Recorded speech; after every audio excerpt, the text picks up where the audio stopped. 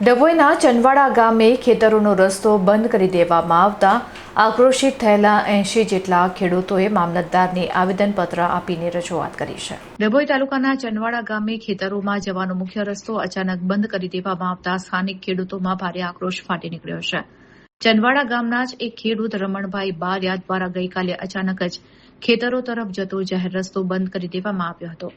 આ રસ્તો એ વિસ્તારના અંદાજે 70 થી 80 ખેડૂતો માટે પોતાના ખેતરો સુધી પહોંચવાનો એકમાત્ર સહારો છે। રસ્તો બંધ થવાના કારણે આશરે 300 વીઘા જેટલી ખેતીની જમીનનો સંપર્ક તૂટી ગયો છે, જેના લીધે ખેડૂતોને ખેતરમાં આવવા જવા માટે તેમજ ખેતીના સાધનો લઈ જવા માટે ભારે હાલાકીનો સામનો કરવો પડી રહ્યો છે।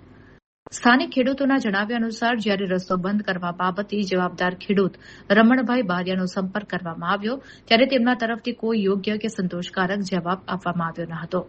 ખેડૂતના આ અડિયલ વલણને કારણે ચંદવાડા ગામના અસરગ્રસ્ત ખેડૂતોમાં ભારે રોષ જોવા મળ્યો હતો। મુશ્કેલીમાં મુકાયેલા ખેડૂતોએ મોટી સંખ્યામાં આજે એકત્રિત થઈ ડભોઈ સેવા સદન ખાતે મામલતદારને આવેદનપત્ર સુપ્રત કર્યું હતું અને વહેલી તકે રસ્તો ખુલ્લો કરાવવા ઉગ્ર માંગ કરી હતી।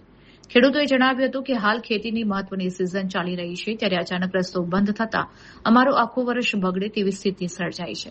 જો આ રસ્તો વહેલી તકે ખોલવામાં નહીં આવે તો આગામી દિવસોમાં આંદોલન વધુ ઉગ્ર બનશે તેવી ચીમકી પણ ખેડૂતોએ ઉચ્ચારી છે। હવે જોવાનું એ રહેશે કે મામલતદાર અને સ્થાનિક વહીવટીતંત્ર આ સંવેદનશીલ બાબતે કેટલી ઝડપથી પગલાં ભરીને ખેડૂતોને ન્યાય અપાવે છે। ચંદવાડા ગામના રહેવાસી હરેશભાઈ ભગાભાઈ અમે બધા ખેડૂતો છે, એમાં અમારી 300 વીઘો જમીન છે, અમારા જવાનું અઘરું છે। આ લોકોએ રસ્તો બંધ કરેલો છે અમારો। હવે અમે આજે 40 વર્ષ પહેલાં અમે છરકીને જતા હતા, રમણભાઈ સોમાભાઈએ અમારો રસ્તો બંધ કરી દીધો છે, એટલે અમે આવેદનપત્ર આપવા આવ્યા છે સાહેબને।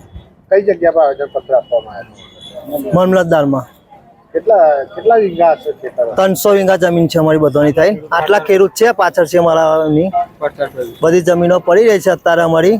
એ અમારા ટ્રેક્ટર બી અત્યારે રોડે મૂકીને આવેલા છે, 40-45 ટ્રેક્ટર છે ત્યાં રોડ ઉપર, અને અમે આવ્યા છે આવેદનપત્ર આપવા આવ્યા છે મામલતદાર સાહેબને। અમારા રસ્તાનો કોઈક નિકાલ થાય એવું સાહેબને વિનંતી કરું છું મેં। નહીં માગણી થાય તો અમે ભૂખ હડતાલ ઉપર ટ્રેક્ટરો લઈને અમે બેસવાના છે, તે બી અમારી તૈયારી છે બધા ખેડૂત લોકોની।